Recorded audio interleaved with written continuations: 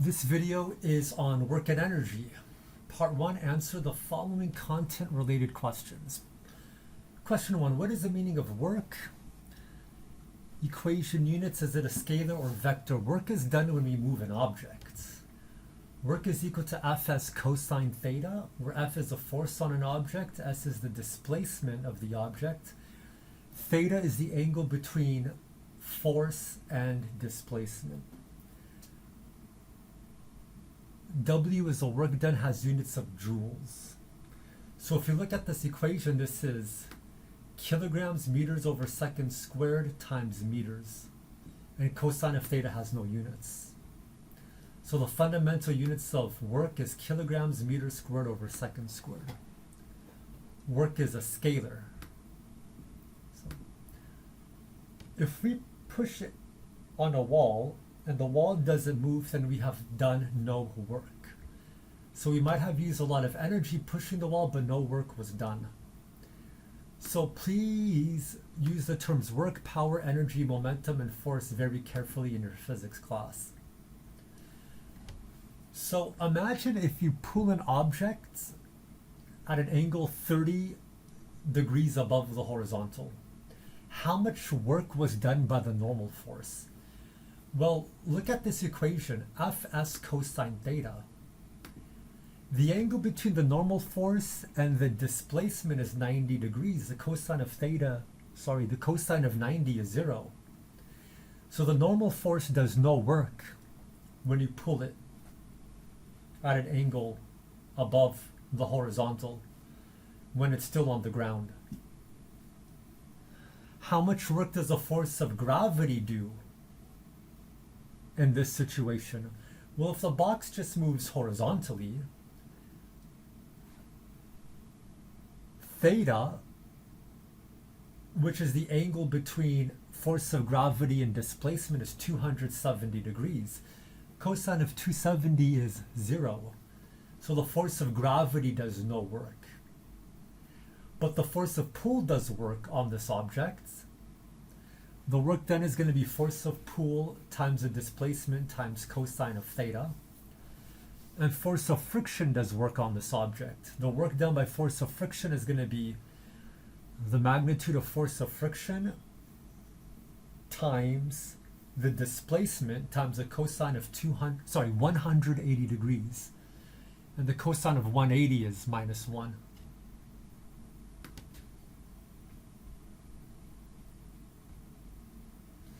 Question 2, what is the meaning of energy units? Is it a scalar or vector? Energy is something we need to do work. Energy is a scalar, has units of joules. So notice that energy and work both have the same units. This means that there is a very close relationship between the two. Question 3, what is the meaning of kinetic energy? Equation, define each variable. Kinetic energy is the energy of a moving object, has units of the equation of kinetic energy is 1/2 mv squared, where m is the mass of the object, v is the speed of the object. It could also be written in terms of momentum, where p is momentum. Hopefully we'll learn about momentum later. But for now, just understand p equals mv. So we could get m squared v squared over 2m, which is equal to 1/2 mv squared. Question 4, what will happen to the kinetic energy of a moving object if its mass halves and speed halves? So the kinetic energy initial is 1/2 mv squared. If the mass goes to 1/2 the mass and the speed goes to 1/2 the speed, we're going to get 1/2 mv squared times 1/8. 1/2 mv squared was the initial kinetic energy. So the kinetic energy of the object will decrease to 1/8 its original value. What will happen to the kinetic energy of a moving object if its mass doubles and speed doubles? That means m becomes 2m and v becomes 2v. So we get 1/2 mv squared times 8.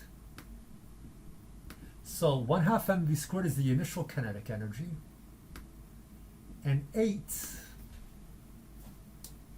in the numerator tells us that the kinetic energy of the object will increase 8 times. Part C, what will happen to the kinetic energy of an object if its mass decreases by 3 and its speed increases by 4?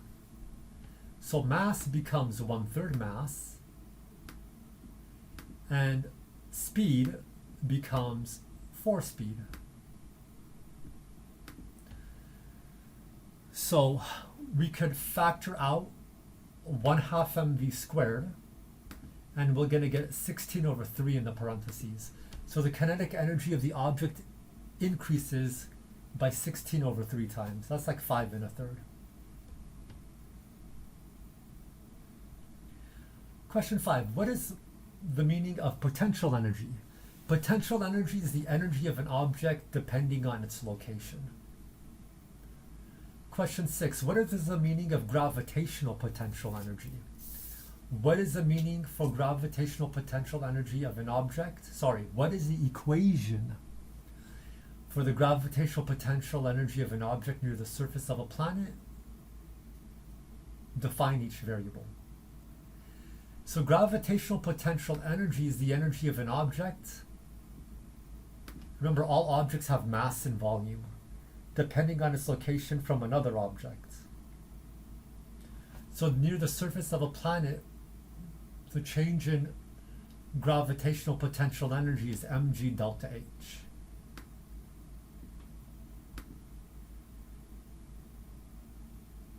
And delta h is a difference in vertical distance, not horizontal distance. Question 7. What is the equation for the total mechanical energy of an object?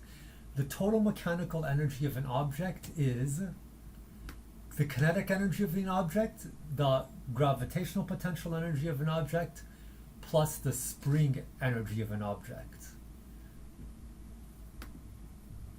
We have not talked about this. We'll talk about it later, hopefully.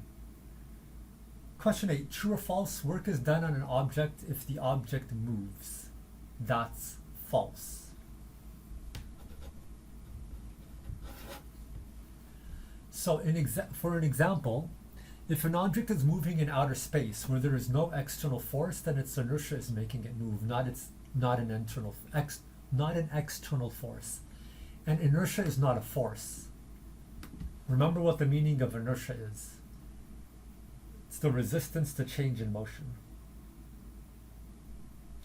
Example 2. If a ball is rolling on a horizontal frictionless surface, then its inertia is making it move, not an external force. Question 9. What is the work done on a 3 kilogram rock if it travels 60 meters with a constant speed of 4 meters per second in outer space? Okay. Theoretically, there is no force acting on the moving object if it's in outer space. There is the force of gravity from the stars and planets, but we're ignoring that. So work is equal to Fs cosine theta. S is 0. Sorry. F is 0. So W is 0. Question 10. What is the slope of a force versus displacement graph tell us? Has units of newtons per meter. It doesn't tell us anything.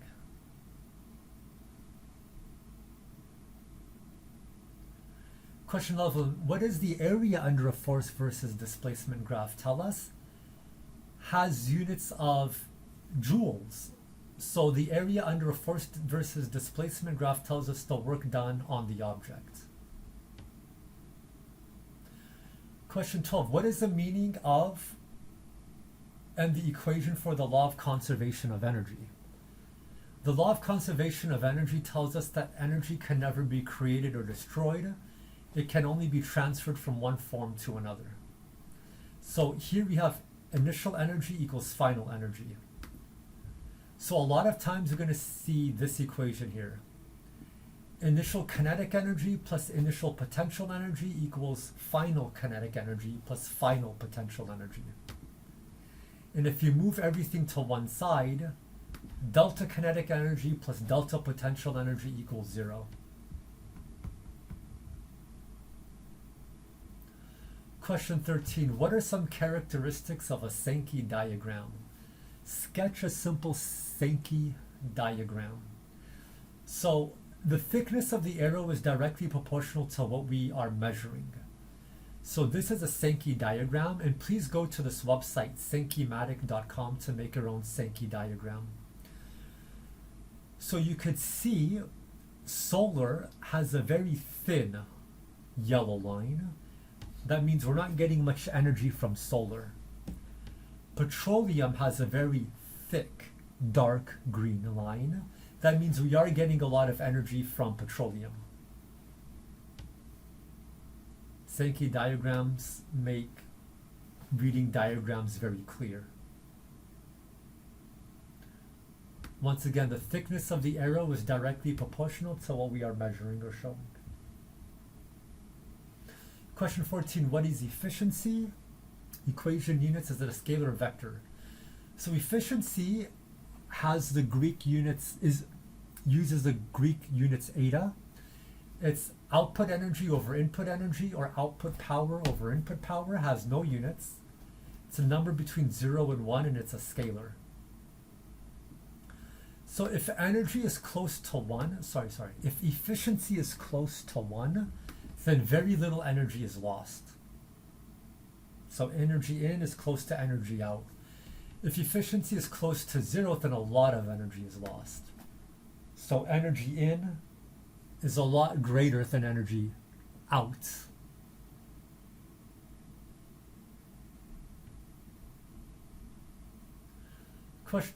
Part 2, answer the following free response questions. A force of 120 newtons is applied to the front of a sled at an angle of 28 degrees above the horizontal so as to pull the sled a distance of 165 meters. How much work was done by the applied force? This is force pull. This is displacement. This is cosine of theta, which is the angle between the force of pull and the displacement.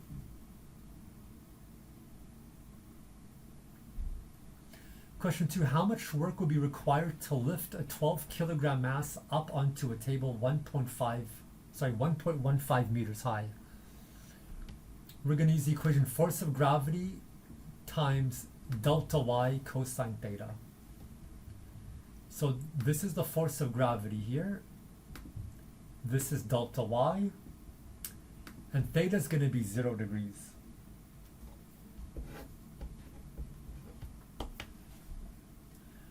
Question 3. A barge is being pulled along a canal by 2 cables being pulled as shown below. The tension in each cable is 1.4 times 10 to the 4 newtons, and each cable is being pulled at an angle of 18 degrees relative to the direction of motion. How much work will be done in pulling this barge a distance of 3 kilometers? So we have 2 cables, so let's put a 2 here, and this is going to be Fs cosine theta.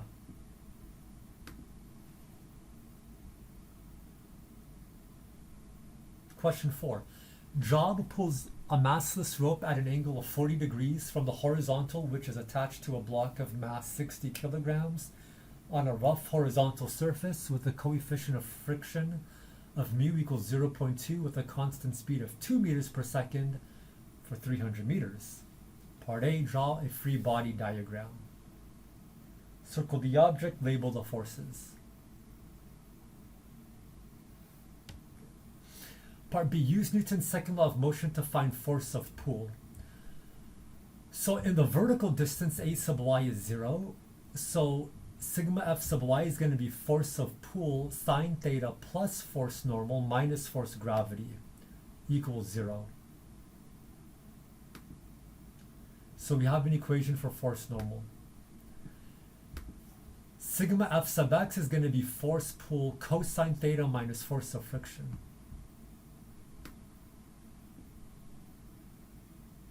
Force of friction is mu force normal.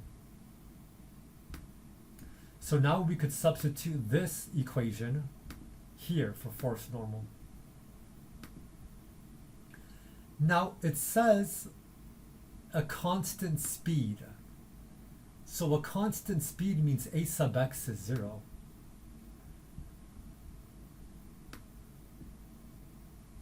So that's why we have it equaling 0 newtons. So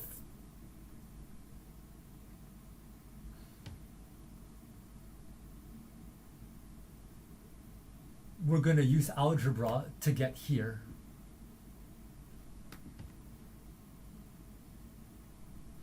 And then solving for force of pull, we obtain this equation. Part C, how much work was done by job? Well, work is equal to Fs cosine theta. So force of pull is 132, or this equation here, which is here. S is 300 meters, because that's given to us in the problem, times the cosine of 40 degrees, because 40 degrees is also given to us in the problem.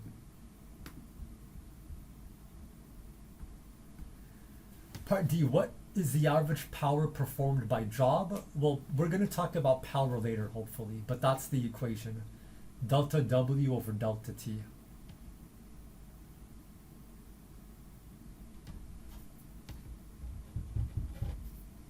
Question 5. A man pushes a 25 kilogram box uphill 22 degrees above the incline, which is 125 meters long.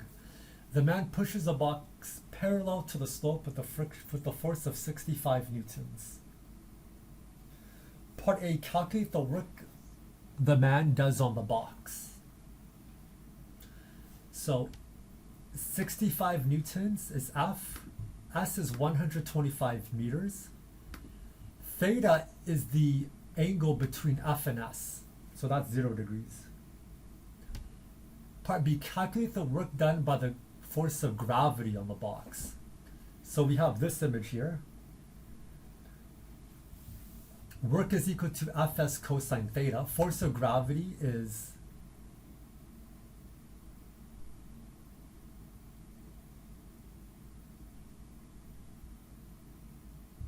this should say 65 kilograms. No, I apologize. This should say 25 kilograms here. 25 kilograms. So this is the force of gravity, mg. So this is mg, that's F, this is S, and this is the angle between F and S, 112 degrees.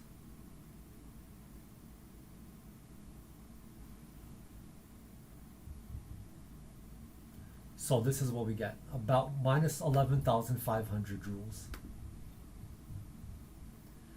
Question 6, a man pushes a 4 kilogram box 8 meters across the floor with a force of 13 newtons. He then lifts the box above a closet, which is 2.25 meters high. Calculate the amount of work the man does on the box. Well, first he does some pushing, then he does some lifting, pulling. So this is Fs cosine theta of the push, theta is 0. This is Fs cosine theta of the pulling, theta is 0. Question 7. A 10 kilogram object initially at rest is 12 meters above the surface of the earth. It is released. There is no air friction. So part A, draw a figure. So that's the figure. Part B, what is the initial kinetic energy of the object? We're going to use 1/2 mv squared. It's a 0. Why? Because it's initially at rest. Part C, what's the initial gravitational potential energy of the object? It's going to be mgh. Part D, what is the initial total energy of the object? It's initial kinetic energy plus initial gravitational potential energy.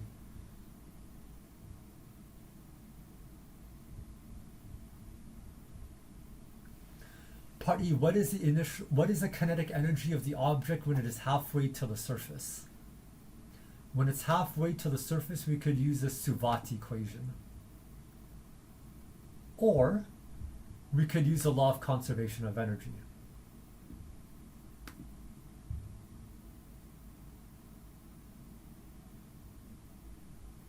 Which is this. So part E is asking us for the kinetic energy of the object when it's halfway to the surface. The equation for kinetic energy is 1/2 mv squared. So we have to use this equation, 1/2 mv squared. So the first way of solving this is solve for V and then plug it into the equation 1/2 mv squared. Or we could just use the law of conservation of energy. Total energy initial equals total energy final, which is this.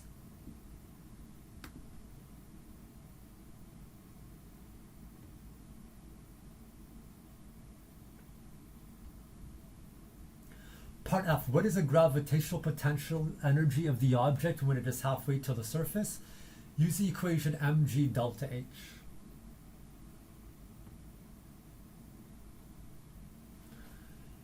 And when we're halfway to the surface, h is 6 meters. Part G, what is the total energy of the object when it's halfway to the surface? We're going to do kinetic energy plus gravitational potential energy and add them up. Part H, what is the final gravitational potential energy of the object just before it reaches the surface? It's going to be 0, because h is 0. Part I, what is the final kinetic energy of the object just before it reaches the surface? So let's solve for V final. It travels 12 meters. And then plug it into this equation, 1/2 mv squared. Part J, what is the total energy of the object just before it reaches the surface? That's going to be the kinetic energy at height h equals 0 and potential energy at height h equals 0. Part K, what is the final speed of the object just before it reaches the ground?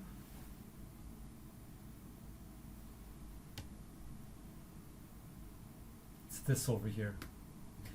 1/2 mv squared is equal to kinetic energy, and we know m, so we could just solve for v.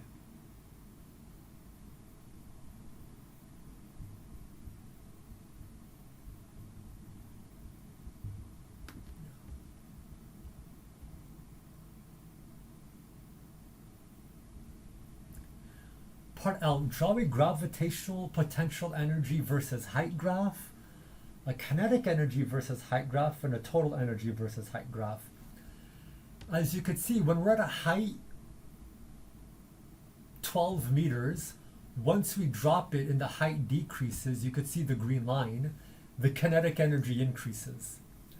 When we're at a height 12 meters and we drop the object, the gravitational potential energy, the red line, it decreases to 0. And the total energy, when we drop the object, the total energy is constant. Because when we drop the object going leftwards, the purple line, kinetic energy increases, gravitational potential energy decreases.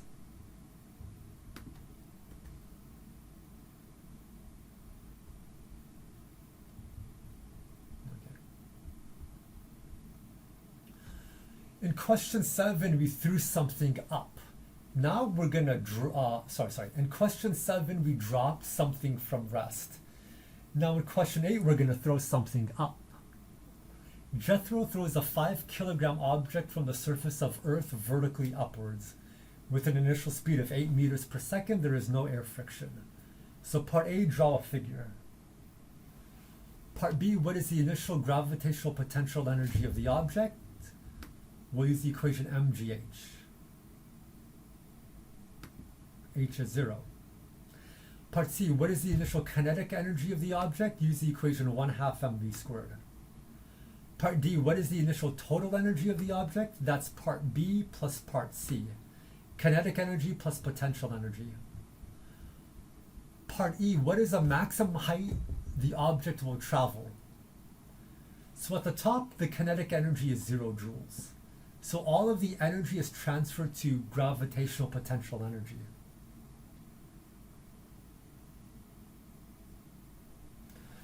So in the beginning, we're giving 160 joules of energy.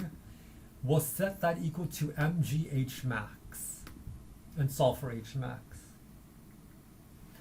Part F, how long will it take for the object to reach its maximum height?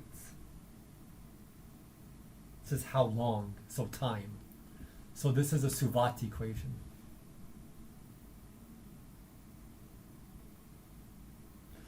Part G, what is the gravitational potential energy of the object when it's halfway to its maximum height? Halfway to its maximum height, remember the maximum gravitational potential energy is 80 joules. Sorry. The maximum gravitational potential energy is 160 joules. So halfway, because of symmetry, is just going to be 80 joules. Part H, what is the kinetic energy of the object when it's halfway to its maximum height? It's going to be 80 joules. Part I, what is the total energy of the object when it's halfway to its maximum height? It's going to be 160 joules because total energy stays the same. Part J, what is the gravitational potential energy of the object when it reaches its maximum height? It's 160 joules. Part K, what is the kinetic energy of the object when it reaches its maximum height? It's 0 joules. Part L, what is the total energy of the object when it reaches its maximum height? Because of the law of conservation of energy, it's going to be 160 joules. Part M, what is the speed of the object when it reaches its maximum height? It's 0 meters per second. Part N, draw a GPE versus height graph, a kinetic energy versus height graph, and a total energy versus height graph. It's the same graph as the previous problem.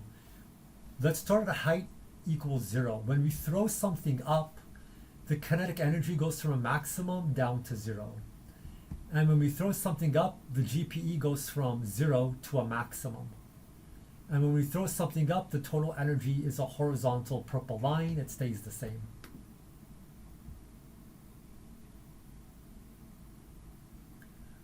Question 7. An 8-kilogram object is falling vertically, freely, with the speed of 40 meters per second at an elevation of h1.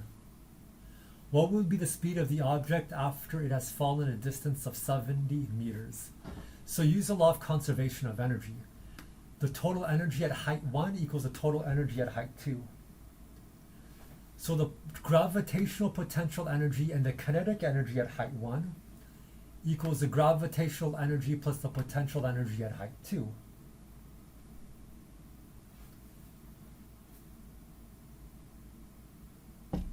We know GPE is mgh, and we know kinetic energy is 1/2 mv squared.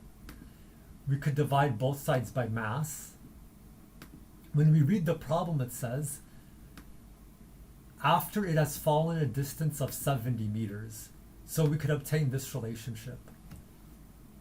h1 equals ht plus 70 meters. We could substitute that into this equation here for h1.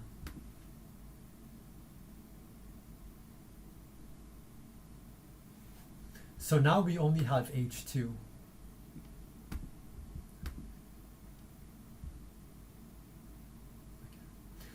So we could solve for v2.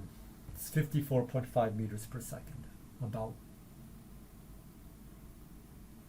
Question 8. An 8-kilogram object is falling down with a speed of 40 meters per second at an elevation of 300 meters.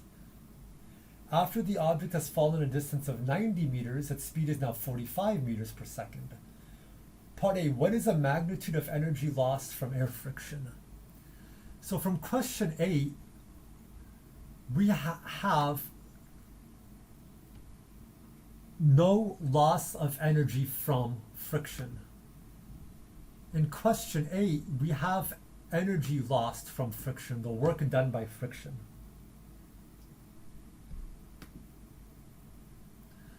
So we're going to plug in everything that was given to us, and we could obtain this value. So that's how much energy was lost from friction. So as you could see from this equation, total energy initial does equal total energy final, but as GPE decreases, KE does not increase at the same rate. Air friction takes away some energy. Part B, what is the magnitude of the force of air friction during this 90 meters? Work is equal to Fs. So solve for force of friction.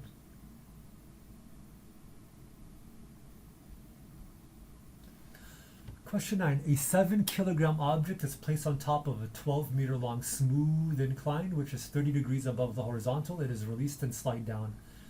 Smooth means no air friction, sorry, no surface friction. Part A, draw a figure. Part B, what is the initial height of the object? We're using trigonometry. Part C, what is the initial GPE of the object? mg delta h. Part D, what is the initial kinetic energy of the object? 1/2 mv squared.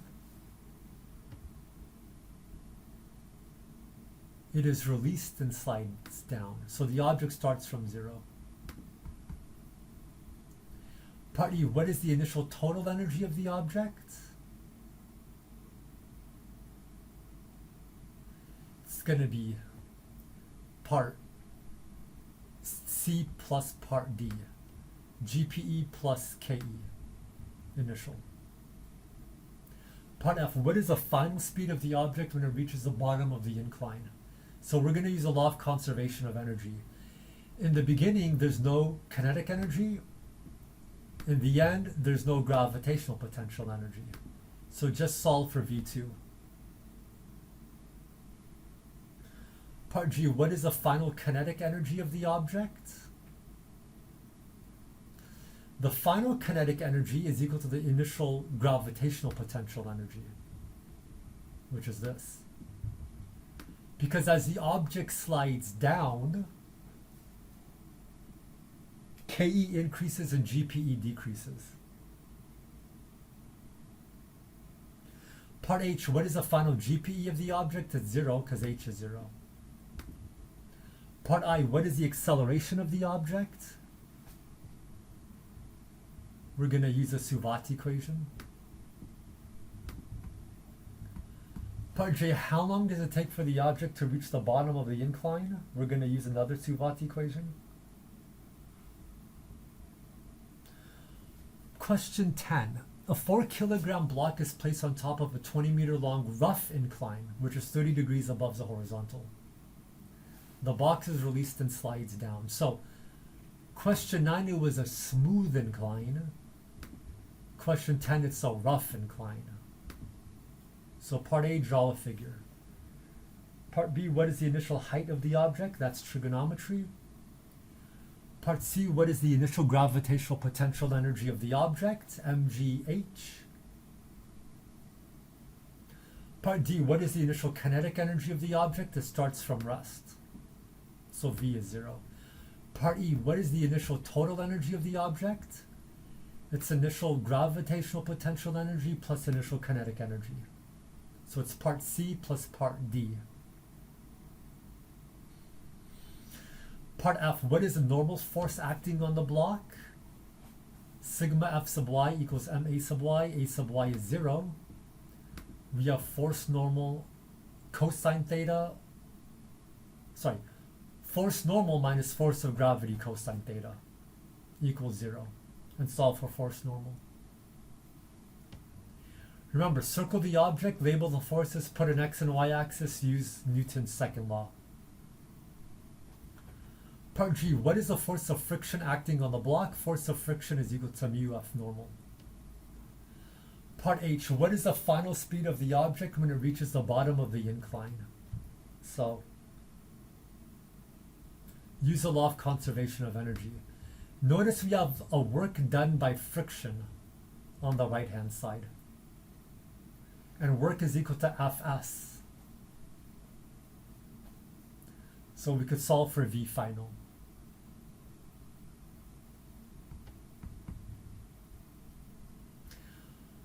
Part I, what is the acceleration of the object? We're going to use a Suvat equation. Part J, what is the final kinetic energy of the object? We're going to use 1/2 mv squared. And V we obtain from here.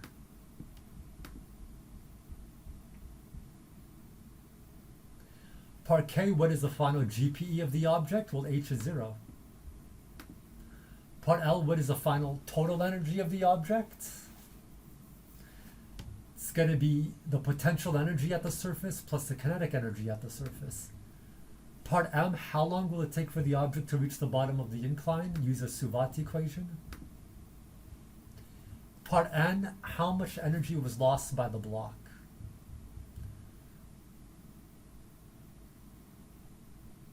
So,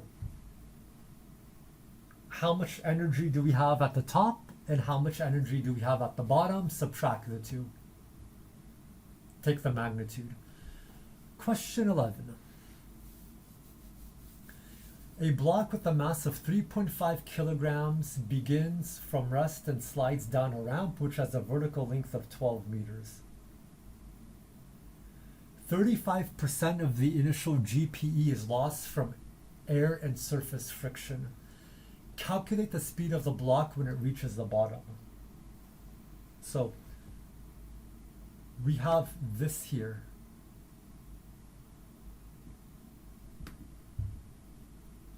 So what we could do is we could just say at the beginning we only have mgh and we're going to multiply by 65% because that's what's remaining to give us 1/2 mv final squared.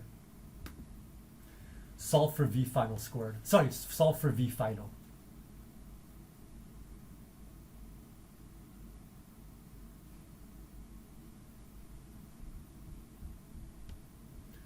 Question 12.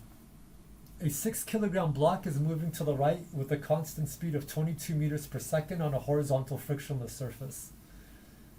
The block then goes up a 30-degree incline which has a coefficient of friction of 0.8. Part A, draw a figure. This is the figure.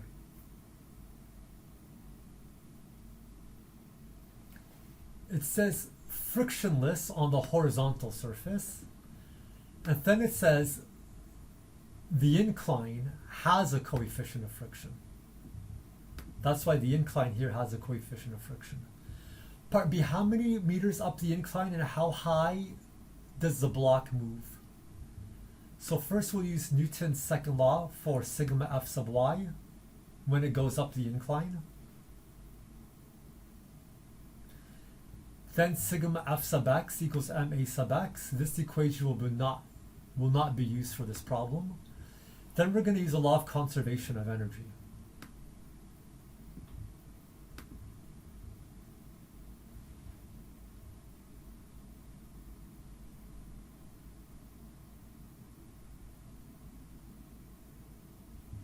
So we have this WF, that's work done by friction, that's the energy lost.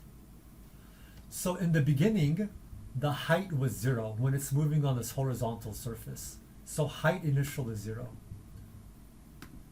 At the very end, when the block reaches the top, the final velocity, the final speed of the block is 0. And force of friction is equal to mu force normal. And what is force normal? It's mg cosine theta. So it's mu mg cosine theta. So here, this is algebra or geometry. Height is equal to d sine theta, where d is the distance the block moves up the incline. And we have a d here also. So we could factor out the mg here. So we get this.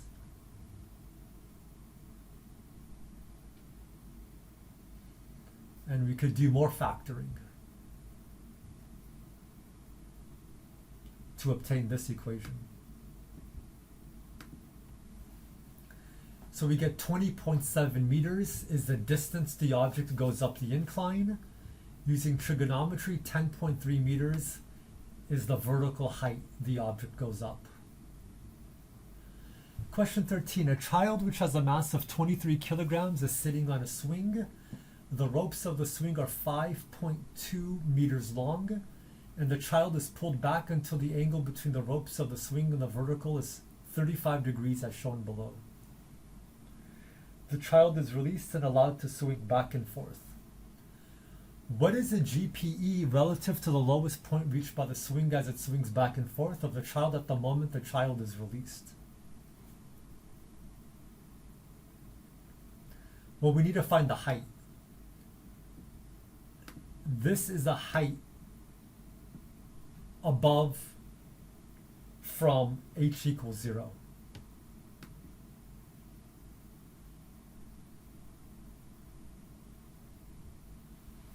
Part B, what would be the total kinetic energy of the child at the lowest point of the swing? So, potential energy at the top equals kinetic energy at the bottom, because there's no energy loss. What would be the child's velocity at the bottom of the swing? We know kinetic energy. We know the mass. We could solve for the speed. Part D, what would be the tension in the rope of the swing when the child swings through the lowest points? So let's just assume it's like circular motion. So MA is going to be mv squared over r. And at the very bottom, the force is force of tension up minus force of gravity down. Question 14.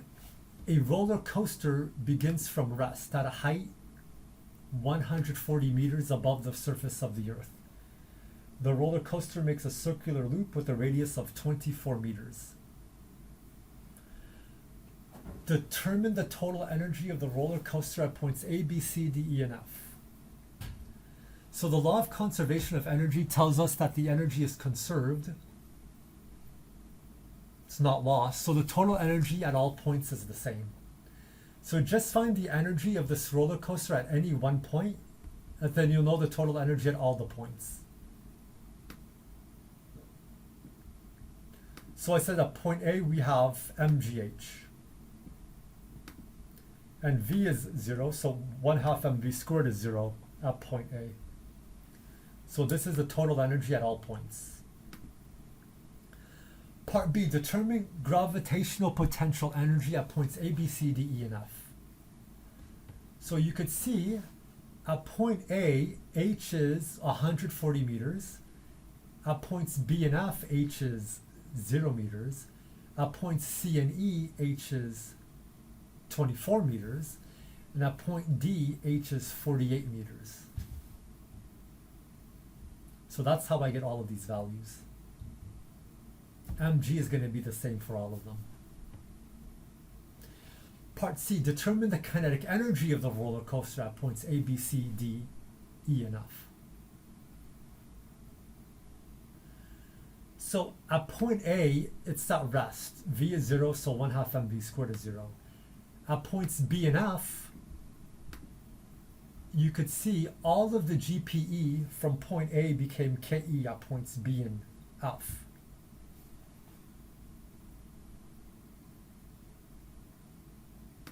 So that's why we have 5.84 times 10 to the 5 joules at points B and F. At points C and E, we just need to take the total energy and subtract it by the potential energy, mgh. Same thing with point D. We take the total energy here and subtract it by mgh.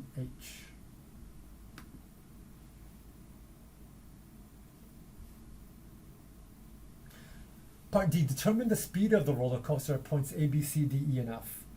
So we know kinetic energy is 1/2 mv squared. So we could solve for the speed of the object at points A, B, C, D, E, and F.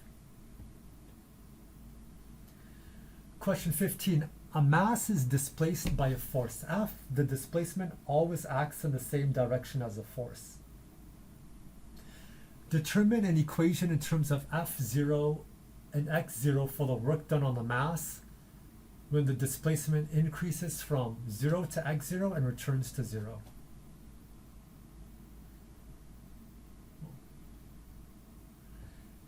This is a mistake. It should not say determine an equation. Yeah, determine an equation, that's correct. The work done on the object is independent of the path taken. We only care about the initial position and the final position. So, because the object returns to 0, the displacement is 0. So that's why the work done is 0, because the displacement is 0.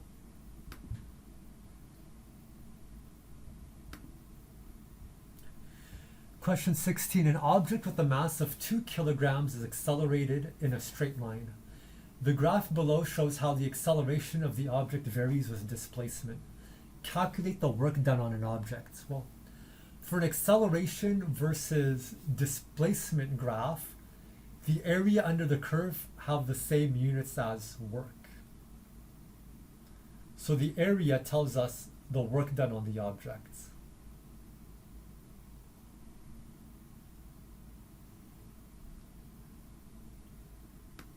Not exactly. We also have to multiply by 2 kilograms.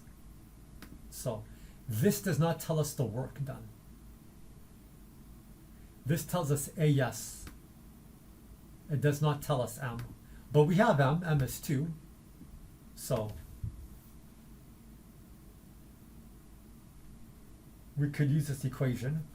The area under the triangle plus the area under the square gives us 55 joules when we multiply it by 2. Question 17. An object begins at rest and is then accelerated by a constant force. Draw a graph of the speed versus time of the object and the kinetic energy versus time of the object. There's no friction. So imagine dropping a ball from rest from a great height with no air resistance. If acceleration is constant, then the speed increases linearly. Why? Because v equals gt. If the speed increases linearly, then the kinetic energy, 1/2 mv squared, will increase quadratically, which is 1/2 mv squared.